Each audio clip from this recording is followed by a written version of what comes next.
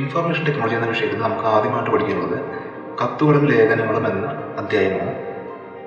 എന്നാലും കമ്പ്യൂട്ടർ നമ്മൾ പഠിക്കുമ്പോൾ ആദ്യമായി പഠിക്കേണ്ടത് അത് എങ്ങനെ പ്രവർത്തിപ്പിക്കാം എന്നാണ്. അതുകൊണ്ട് തന്നെ അതിൻ്റെ പ്രധാന ഭാഗങ്ങൾ ഏതൊക്കെയാണ്, അവ എങ്ങനെ ഉപയോഗിക്കാം എന്നുമാണ് ആദ്യമായി പഠിക്കുന്നത്.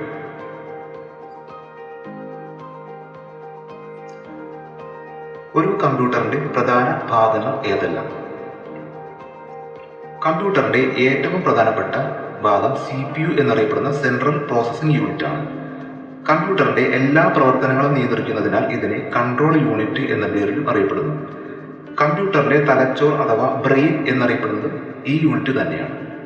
കമ്പ്യൂട്ടറിന്റെ എല്ലാ പ്രവർത്തനങ്ങളും നിയന്ത്രിക്കുന്ന CPU തന്നെയാണ് മറ്റെല്ലാ യൂണിറ്റുകളും കണക്ട് ചെയ്തിരിക്കുന്നതെന്ന് ചിത്രത്തിൽ കാണാവുന്നതാണ്. രണ്ടാമതായി വരുന്നത് മോണിറ്ററാണ്. ഇതാണ് കമ്പ്യൂട്ടറിന്റെ ഡിസ്പ്ലേ യൂണിറ്റ് എന്നറിയപ്പെടുന്നത്. ഇത് കമ്പ്യൂട്ടറിന്റെ ഒരു ഔട്ട്പുട്ട് യൂണിറ്റ് ആണ്. കമ്പ്യൂട്ടറിൽ നിന്ന് വിവരങ്ങൾ ലഭ്യമാക്കുന്ന എന്തും ഔട്ട്പുട്ട് യൂണിറ്റ് ആണ്. നമ്മുടെ സാധാരണ LCD അല്ലെങ്കിൽ LED ടിവിയുടെ അതേ രൂപം തന്നെയാണ് മോണിറ്ററിനുള്ളത്. ഇപ്പോൾ വിപണിയിലുള്ള എല്ലാ LCD LED ടിവികളും കമ്പ്യൂട്ടറിന്റെ മോണിറ്ററായി ഉപയോഗിക്കും. മൂന്നാമതായി വരുന്നത് കീബോർഡാണ്. ഇത് കമ്പ്യൂട്ടറിന്റെ ഒരു ഇൻപുട്ട് യൂണിറ്റ് ആണ്. കമ്പ്യൂട്ടറിലേക്ക് വിവരങ്ങൾ നൽകാൻ ഉപയോഗിക്കുന്ന എന്തും ഇൻപുട്ട് യൂണിറ്റ് ആണ്. നാലാമതായി വരുന്നത് മൗസ് ആണ്. ചെറിയ എലിയുടെ രൂപമായതുകൊണ്ടാണ് ഇത് മൗസ് എന്നറിയപ്പെടുന്നത്. പ്രധാനമായും ലെഫ്റ്റ് റൈറ്റ് ബട്ടണുകളുടെ ക്ലിക്കിലൂടെ കമ്പ്യൂട്ടറിലേക്ക് വിവരങ്ങൾ നൽകുന്ന ഒരു ഇൻപുട്ട് യൂണിറ്റ് ആണ് മൗസ്. മേൽ പറഞ്ഞ 4 ഭാഗങ്ങളാണ് ഒരു കമ്പ്യൂട്ടറിന് ഒഴിവാക്കാൻ പറ്റാത്തത്. അതുകൊണ്ട് തന്നെ നാം ഒരു കമ്പ്യൂട്ടർ സിസ്റ്റം വാങ്ങിക്കുമ്പോൾ ഈ പറഞ്ഞ ഭാഗങ്ങൾ തീർച്ചയായും ഉണ്ടായിരിക്കും.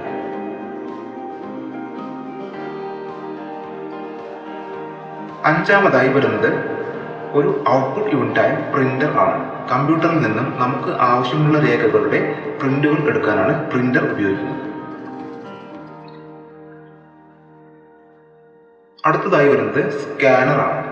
നമുക്ക് ആവശ്യമുള്ള രേഖകൾ, ഫോട്ടോഗ്രാഫുകൾ എന്നിവ സ്കാനറിൽ വെച്ച് സ്കാൻ ചെയ്ത് കമ്പ്യൂട്ടറിലേക്ക് നൽകാൻ ഉപയോഗിക്കുന്ന ഒരു ഇൻപുട്ട് യൂണിറ്റ് ആണ് സ്കാനർ.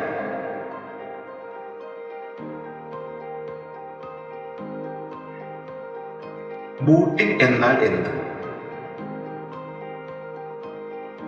ഒരു കമ്പ്യൂട്ടർ ഓൺ ചെയ്ത് ആവശ്യമായ സോഫ്റ്റ്വെയറുകൾ ലോഡ് ചെയ്ത് പ്രവർത്തനക്ഷമമാക്കുന്ന പ്രക്രിയയാണ് ബൂട്ടിംഗ് എന്ന് വിളിക്കുന്നത്. താഴെ കാണിച്ചിരിക്കുന്ന കമ്പ്യൂട്ടർ ഒന്ന് ഓൺ ചെയ്താൽ അത് എങ്ങനെ ബൂട്ടിംഗ് നടത്തുന്നു എന്ന് നമുക്ക് കാണാം.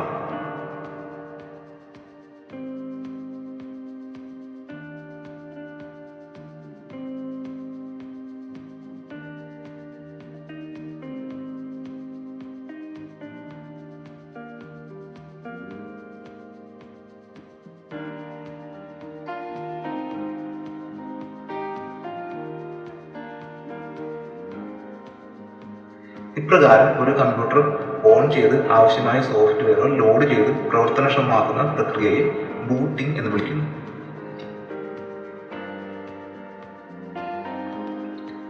എന്താണ് ഒരു കമ്പ്യൂട്ടറിന്റെ ഡെസ്ക്ടോപ്പ്? കമ്പ്യൂട്ടർ ഓൺ ചെയ്ത് പ്രവർത്തന സജ്ജമായി വരുമ്പോൾ അതിന്റെ മോണിറ്ററിൽ തെളിഞ്ഞു വരുന്ന സ്ക്രീൻ ആണ് ഡെസ്ക്ടോപ്പ്.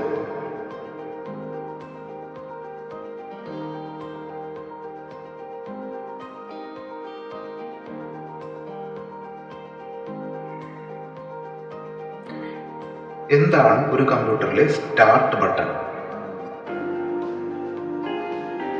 മോണിറ്ററിലെ ഡെസ്ക്ടോപ്പിൽ തെളിഞ്ഞുവരുന്ന സ്ക്രീനിന്റെ ഇടതുവശത്ത് താഴെ മൂലയിലായി കാണുന്ന വിൻഡോസ് ലോഗോയുള്ള ബട്ടണാണ് സ്റ്റാർട്ട് ബട്ടൺ. ഇതിൽ ക്ലിക്ക് ചെയ്യുമ്പോൾ മറ്റു പ്രോഗ്രാമുകൾ സെലക്ട് ചെയ്യാനുള്ള ഓപ്ഷനുകൾ ലഭിക്കുന്നു. ഇത് മൗസിന്റെ ലെഫ്റ്റ് ക്ലിക്ക് കൊണ്ടും കീബോർഡിലെ വിൻഡോസ് ബട്ടൺ കൊണ്ടും പ്രവർത്തിപ്പിക്കാൻ സാധിക്കും.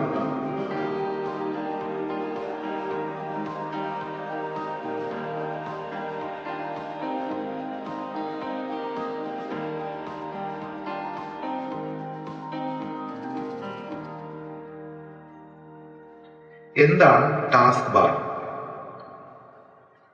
സാധാരണയായി ഡെസ്ക്ടോപ്പിന്റെ ഏറ്റവും അടിയിലായി സ്റ്റാർട്ട് ബട്ടണിന്റെ വലതുവശത്തായി സ്ക്രീനിന്റെ വലത്തേ അറ്റം തൊട്ട് കിടക്കുന്നതാണ് ടാസ്ക് ബാർ.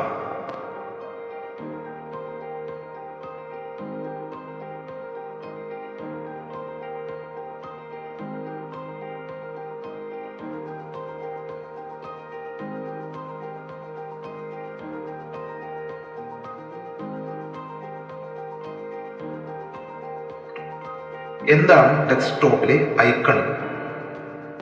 ഡെസ്ക്ടോപ്പിൽ കാണപ്പെടുന്നതും മറ്റ് പ്രോഗ്രാമുകളിലേക്ക് പോകുന്നതിനുള്ള ലിങ്ക് ഉൾക്കൊള്ളുന്നതുമായ ചെറിയ ചിത്രങ്ങളാണ് ഐക്കണുകൾ.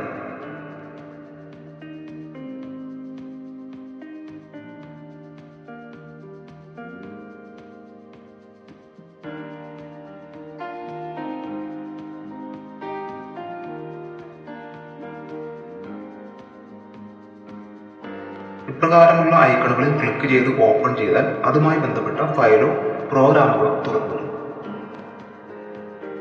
ഇപ്രകാരം ഫയർഫോക്സ് എന്ന ഐക്കണിൽ ക്ലിക്ക് ചെയ്ത് ഓപ്പൺ ചെയ്യുമ്പോൾ ആ പ്രോഗ്രാം ഓപ്പൺ ആയി വരുന്നതാണ് ഇപ്പോൾ കാണാൻ കഴിയുന്നത്.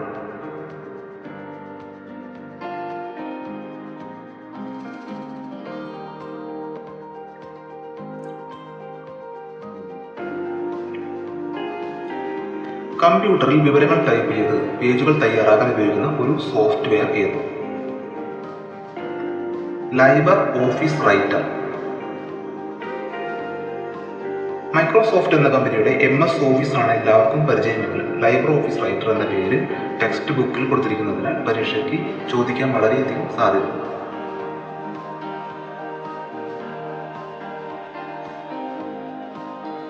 കമ്പ്യൂട്ടറിൽ വിവരങ്ങൾ ടൈപ്പ് ചെയ്യുമ്പോൾ ഒരു വാക്ക് കഴിഞ്ഞ് കുറച്ച് അകലം വിടാൻ ഉപയോഗിക്കുന്ന കീബോർഡിലെ കീ ഏത്?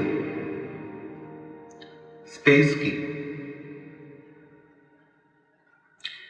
കീബോർഡിലെ ഏറ്റവും താഴെയായി ഏകദേശം മധ്യത്തിലായി കിടക്കുന്ന ഏറ്റവും നീളമുള്ള കീയാണ് സ്പേസ് കീ.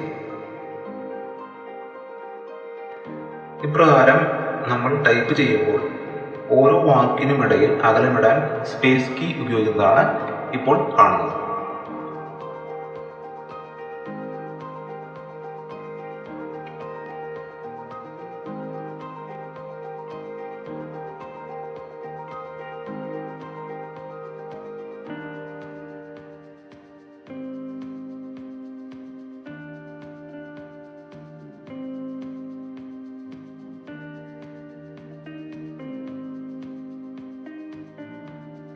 കമ്പ്യൂട്ടറിൽ വിവരങ്ങൾ ടൈപ്പ് ചെയ്യുമ്പോൾ താൽക്കാലികമായി ഇംഗ്ലീഷിലെ വലിയ അക്ഷരങ്ങൾ ലഭിക്കാൻ എന്ത് ചെയ്യണം?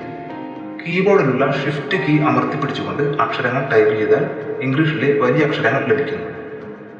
ഇങ്ങനെ ചെയ്യുമ്പോൾ കീബോർഡിലെ 2 ഷിഫ്റ്റ് കീകളിൽ ഏതെങ്കിലും ഒന്ന് അമർത്തിപ്പിടിച്ചാൽ മതി. ഇംഗ്ലീഷിൽ ടൈപ്പ് ചെയ്യുമ്പോൾ വലിയ അക്ഷരങ്ങൾ ലഭിക്കാൻ ഷിഫ്റ്റ് കീ അമർത്തിപ്പിടിച്ചുകൊണ്ട് ടൈപ്പ് ചെയ്യുന്നതാണ് ഇപ്പോൾ കാണുന്നത്.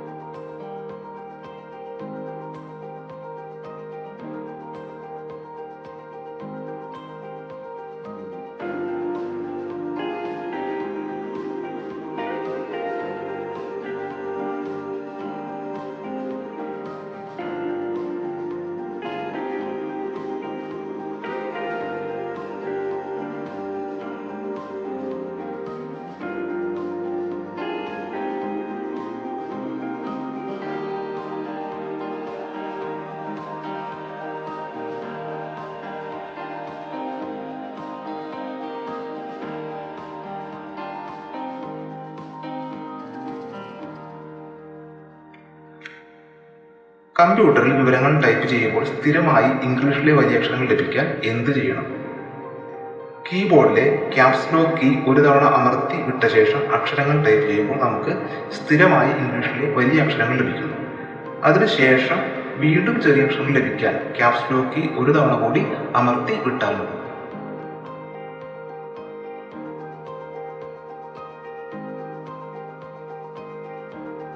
അപ്രകാരം വലിയ അക്ഷരങ്ങൾ ലഭിക്കാനായിട്ട് ടൈപ്പ് ചെയ്യുമ്പോൾ ക്യാപ്സ് ലോക്ക് കീ ഉപയോഗിക്കുന്നതാണ് ഇപ്പോൾ കാണുന്നത്.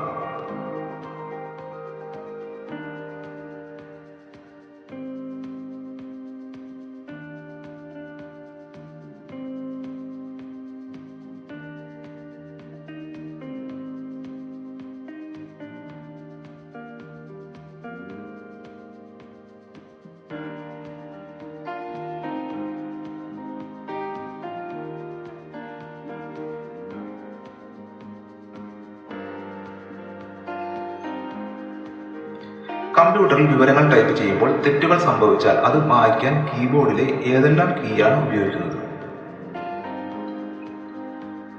Back space key, delete key. ഈ ബാക്ക് സ്പേസ് കീയും ഡിലീറ്റ് കീയും ഉപയോഗിക്കുന്ന വിധമാണ് ഇപ്പോൾ കാണുന്നത്. കഴ്സറിന്റെ വലതുവശത്തുള്ളത് മായ്ക്കാനാണ് ഡിലീറ്റ് കീ ഉപയോഗിക്കുന്നത്. അതുപോലെ തന്നെ കഴ്സറിന്റെ പുറകുവശം, അതായത് ഇടതുവശത്തുള്ളത് മായ്ക്കാനാണ് ബാക്ക് സ്പേസ് കീ ഉപയോഗിക്കുന്നത്.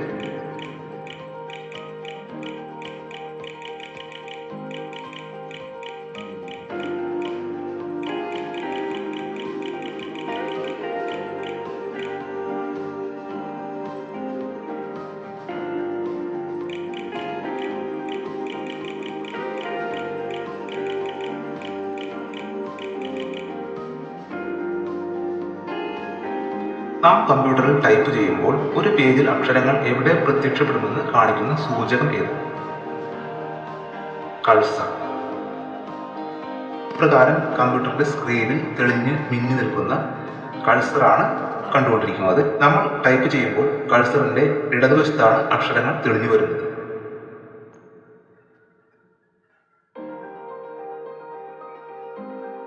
കമ്പ്യൂട്ടറിൽ നാം ടൈപ്പ് ചെയ്യുന്ന പേജിൽ ലംബമായി മിന്നി നിൽക്കുന്ന ചെറിയ കറുത്ത വരയാണ് കഴ്സർ. മൗസ് ഉപയോഗിച്ചും കീബോർഡിലെ ആരോ കീസ് ഉപയോഗിച്ചും കഴ്സറിനെ ഒരക്ഷരത്തിൽ നിന്ന് മറ്റ് അക്ഷരങ്ങളിലേക്ക് കൊണ്ടുപോകാൻ സാധിക്കും. നമ്മുടെ മൊബൈൽ ഫോണിൽ നാം ടൈപ്പ് ചെയ്യുമ്പോഴും കാണപ്പെടുന്നത് ഇതേ കഴ്സർ തന്നെയാണ്.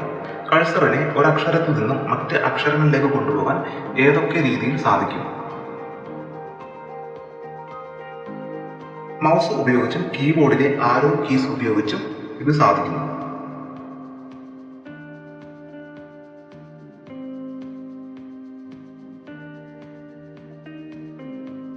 ഇപ്രകാരം മൗസ് ഉപയോഗിച്ചും കീബോർഡിലെ ആരോ കീസ് ഉപയോഗിച്ചും കഴ്സറിനെ മുകളിലോട്ടും താഴോട്ടും അതുപോലെ തന്നെ രണ്ടു വശങ്ങളിലേക്കും കൊണ്ടുപോകുന്നതാണ് ഇപ്പോൾ കാണുന്നത്.